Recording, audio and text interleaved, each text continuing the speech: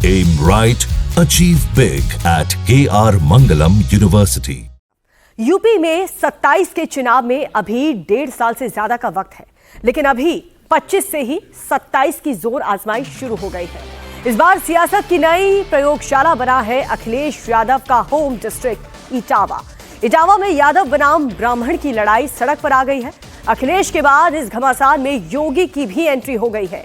योगी आदित्यनाथ ने अखिलेश यादव पर बड़ा अटैक किया। बिना नाम लिए योगी ने कहा कि जातीय संघर्ष पिछली सरकार की उपलब्धि रही है। एक जनपद के एक माफिया अखिलेश सरकार की पहचान थी। पिछली सरकारों की उपलब्धि क्या है? जातीय संघर्ष करवा करके परिवारवाद के नाम पर एक जनपद एक माफिया देने, यही उनकी पिछली सरकारों की उपलब्धि रही है, जिसके कारण उत्तर प्रदेश के नौजवानों के सामने, उत्तर प्रदेश के नागरिकों के सामने पहचान का संकट खड़ा हुआ था। और आज उत्तर प्रदेश की विरासत पर गौरव की अनुभूति करने के लिए पहचान के संकट से डबल इंजन की सरकार ने आपको उभार करके वन डिस्ट्रिक्ट वन प्रोडक्ट दे करके उत्तर प्रदेश को उसकी विरासत से जोड़ने का काम किया है, जो उत्तर प्रदेश को एक नई पहचान दे रहा है, करोड़ों नौजवानों के लिए रोजगार के नए अवसर सृजित कर रहा है। तो इटावा में कथावाचक की जाति को लेकर के शुरू हुआ ये पूरा विवाद अब यादव वर्सेस ब्राह्मण हो चुका है। यादव संगठन ने इकट्ठा होकर के इटावा में उस ब्राह्मण गांव पर धावा बोल दिया जहां कथावाचक का अपमान हुआ था, क्योंकि कथावाचक अपनी जाति यादव बता रहा है। और अब इसी मौके को अखिलेश यादव ने दोनों हाथों से लपक लिया है। वो 2025 से 27 का खेल सेट कर रहे हैं। कैसे इटावा से साधा जा रहा है जाति का गणित और क्या है इसके पीछे की असली वजह, हमारी इस रिपोर्ट में देखिए।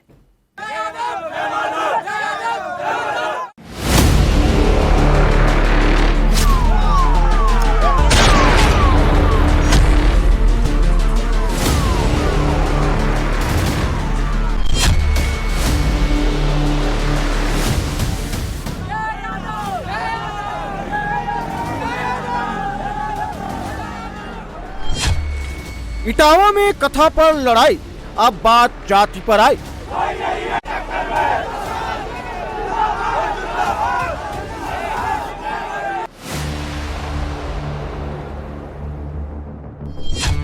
पंडित वर्सेस अहिर रेजिमेंट, किसने छेड़ा सेंटीमेंट?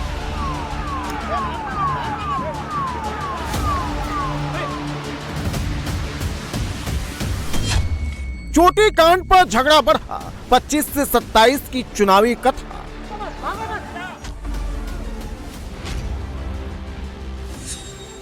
इटावा का विवाद भागवत कथा पढ़ने वाले की जाति से शुरू हुआ, फिर ये यूपी में यादव वर्सेस ब्राह्मण पॉलिटिक्स की विसात बन गया।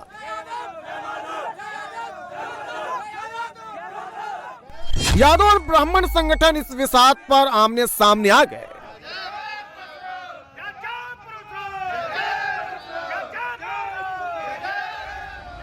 लेकिन अब इस विसात का खेल सियासी हो चुका है और चाल चलने वाले खिलाड़ी भी मजे हुए सियासतदान हैं। 16 साल की उसकी चुटिया कट गई। 16 साल कितना समय लगता है? 16 साल की चुटिया कट गई, इतना दुखी था बेचारा वो। अब बताओ किसी की चुटिया काट दो तो कैसा महसूस होगा आपको?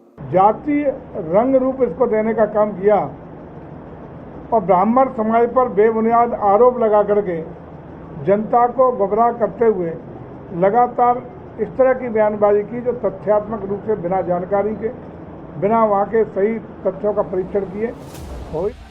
इटावा में भागवत कथा पढ़ने और इसके जाति कनेक्शन के बहाने मिशन 2027 की पटकथा कैसे लिखी जा रही है, इसके बारे में आपको तफसील से बताएंगे। लेकिन सबसे पहले वो तस्वीरें देख लीजिए जिसने इस विवाद को हिंसक बना दिया। इटावा पुलिस को हथियार निकालने पर मजबूर कर दिया।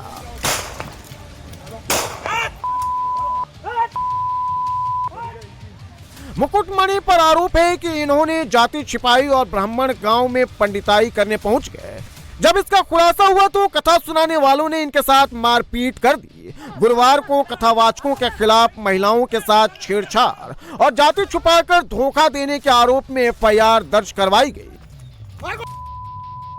इसके बाद अचानक यादव समाज के लोगों ने थाने का घेराव किया, पुलिस पर हमला किया और उस गांव पर अटैक करने की कोशिश की जिस गांव में यादव जाति के कथावाचकों के साथ बदसलूकी की गई थी।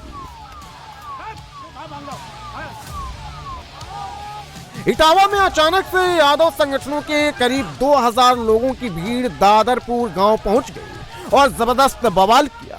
पुलिस के पहुंचते ही प्रदर्शनकारी उनसे भिड़ गए। भीड़ ने पुलिस की गाड़ी पर पथराव किया। हंगामा बढ़ता देख सीओ और इंस्पेक्टर ने पिस्टल निकालकर प्रदर्शनकारियों को खदेड़ा।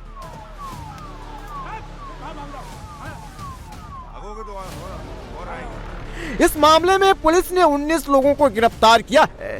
13 गाड़ियां सीज की गई हैं। आसपास के 4 गांवों में पुलिस आरोपियों को पकड़ने के लिए सर्च ऑपरेशन चला रही है। दादरपुर गांव में कई थानों की फोर्स तैनात की गई है। कल वो सुबह कॉलेज में गए थे तो दोपहर में उन लोगों ने ऑफिस में से उनको पकड़ा है, दोपहर में करीब 2-2:30 बजे से। और आज रात का मैटर दिखा रहे कि मैंने रात में पकड़ा है। कौन से कॉलेज में है, क्या करते हैं? लाला राम इंटर कॉलेज में प्रिंसिपल है वो। प्रिंसिपल है। हाँ। तो अहिर रेजिमेंट से जुड़ाव रहा है उनका कोई? वो यादवों का तो स्कूल ही है। अच्छा, स्कूल यादवों का है। हाँ। तो क्या तो आपके पति आए थे, क्या कह रहे हैं?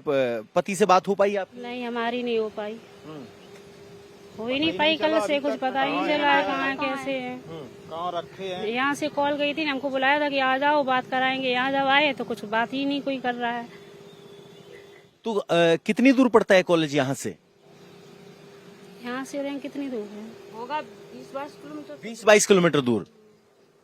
तो क्या उनके कॉलेज के बाकी बच्चे भी यहाँ आए थे? नहीं, बच्चे नहीं है, स्टाफ है पूरा, 4-5 टीचर हैं। 4-5 टीचर हैं। हाँ, सभी को ले गए। सभी को ले गए? हाँ। यादवों का वो कॉलेज है, उसमें वो टीचर? हाँ, उसी में कॉलेज है। तो क्या किसी वो पार्टी से भी जुड़ा हुआ है कॉलेज? नहीं, हमें क्या पता है। वो तो वो प्रबंधक जाने, वो तो हम नहीं जानते हैं। प्रबंधक किसी पार्टी से जुड़ा हुआ है क्या? पता नहीं, हम नहीं बता सकते हैं। अच्छा, कोई वाहन उनका पकड़ा गया है यहाँ पे? बाइक पे आए थे, कार में आए थे, कैसे आए थे? नहीं, बाइक तो नहीं पकड़ी गई। बाइक नहीं पकड़ी गई? नहीं, गाड़ी से ले आई ना, पोस्ट गया था ना पूरा, वो ही ले आया अपने साथ में। अच्छा, तो इनका कहना है कि यादव समाज के कॉलेज में 4 स्टाफ हैं, उनको भी यहाँ पकड़ा गया है और अहिर रेजिमेंट से किसी तरह के जुड़ाव से इनकार कर रहे हैं।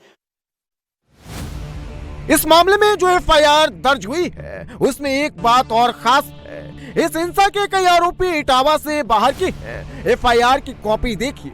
हरेंद्र यादव, पता भिंड मध्य प्रदेश। शिवम यादव, पता यूपी का औरैया जिला। अभिषेक कुमार भी औरैया से है।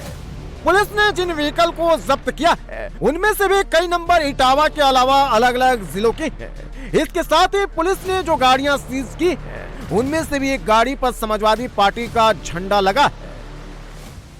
गगन यादव के आह्वान पर लोग यहां इटावा के उस गांव में पहुंचे जहां यह पूरा विवाद हुआ। बड़ी संख्या में युवा शामिल थे और पुलिस ने 19 लोगों को गिरफ्तार किया है।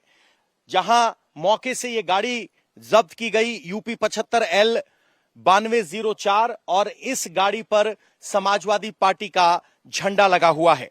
इतना ही नहीं, इस इलाके से 35 से 40 किलोमीटर दूर से लोग पहुंचे थे और ज्यादातर युवा बाइकों पर सवार होकर आए थे। उन सब बाइकों को यहां पुलिस ने जब्त किया है। इन बाइकों पर भी उसी तरह के जाति के शब्द लिखे गए हैं। यानी कुल मिलाकर यादव समाज को इस घटना के आधार पर इकट्ठा करने की कोशिश थी। गगन यादव का आह्वान था BABJ यहां लिखा हुआ है और यहां लिखा हुआ है बादशाह अहीर। पोस्टर अहीर रेजिमेंट का भी था। सवाल यह है कि कौन जाति के नाम पर फायदा उठाना चाह रहा था।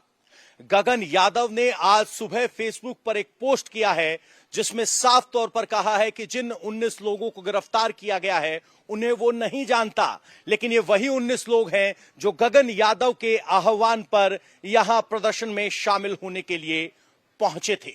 ऐसे में सवाल उठता है कि समाजवादी पार्टी की गाड़ी, स्थानीय लोगों की वो बाइट्स जिसमें कहा गया है कि समाजवादी पार्टी की तरफ से आंदोलन किया गया है, बाद में समाजवादी पार्टी की तरफ से इस आंदोलन से पल्ला झाड़ लिया गया और अब इस आंदोलन का आह्वान करने वाला गगन यादव भी कह रहा है कि जिन 19 लोगों को गिरफ्तार किया गया है उनसे उसका कोई लेना देना नहीं है। बताया जा रहा है कि इस पूरे प्रोटेस्ट प्लान के पीछे गगन यादव नाम का एक शख्स है। इटावा में प्रदर्शन के लिए गगन यादव के कहने पर भीड़ इटावा के दादरपुर गांव पहुंची। ऐसे में सवाल ये है कि गगन यादव कौन है और उसके कहने पर हजारों लोगों की भीड़ इटावा के दादरपुर गांव में कैसे इकट्ठी हो गई। 26 जून को सैकड़ों कार्यकर्ताओं के साथ इटावा आने का ऐलान किया था, जिसके बाद पुलिस ने गगन को गिरफ्तार कर लिया था। इसके विरोध में कई जिलों से यादव समाज के लोग इटावा पहुंचे। गगन यादव इंडियन रिफॉर्म्स संस्था का फाउंडर और प्रेसिडेंट है। यह संस्था भी सेना में अहीर रेजिमेंट की मांग करती रही है। गगन यादव की सोशल मीडिया पर युवा नेता की छवि है।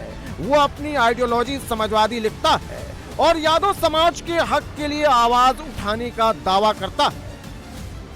इटावा में कथावाचकों के समर्थन में कई यादव संगठन भी सड़क पर उतरे। इसमें से एक अहीर रेजिमेंट है, जिसे अहीर समाज के लोगों ने मिलकर बनाया है, जो हमेशा से भारतीय सेना में अहीर रेजिमेंट बनाने की मांग करता रहा है। दूसरा प्रमुख संगठन यादव महासभा है, जो यादव समाज के सामाजिक, आर्थिक और राजनीतिक उत्थान के लिए यादव समाज के लोगों ने बनाया है। सोशल मीडिया के माध्यम से जानकारी प्राप्त हुई कि थाना बकेवर क्षेत्र में 3 दिन पूर्व घटना के विरोध में कुछ संगठनों के लोग विरोध प्रदर्शन के लिए इकट्ठा हो रहे हैं। इस सूचना पर हाईवे पर कस्बे में दादरपुर गांव में पर्याप्त सुरक्षा व्यवस्था की गई थी। लगभग 1:30 बजे के आसपास हाईवे पर काफी संख्या में लोग इकट्ठा हो गए थे, जिन्हें समझा बुझा करके डिस्पर्स किया गया। उसी में से 70-80 लोग पुलिस के मना करने के बावजूद ग्राम दादरपुर में उपद्रव करते हुए घुसने की कोशिश करने लगे, जिससे वहां कानून व्यवस्था की विपरीत स्थिति उत्पन्न हो गई। इस पर 19 लोगों को हिरासत में लिया गया है तो उनकी 13 गाड़ियां जब्त की गई हैं। इस संबंध में FIR पंजीकृत करके कठोर विधिक कार्रवाई की जाएगी। यादव समाज के लोग ब्राह्मण समाज के आरोपी लोगों के खिलाफ एक्शन लेने की मांग कर रहे हैं, तो दूसरी तरफ ब्राह्मण समाज भी कथावाचक पर जाति छिपाने और यजमान महिला से छेड़छाड़ का आरोप लगा रहा है।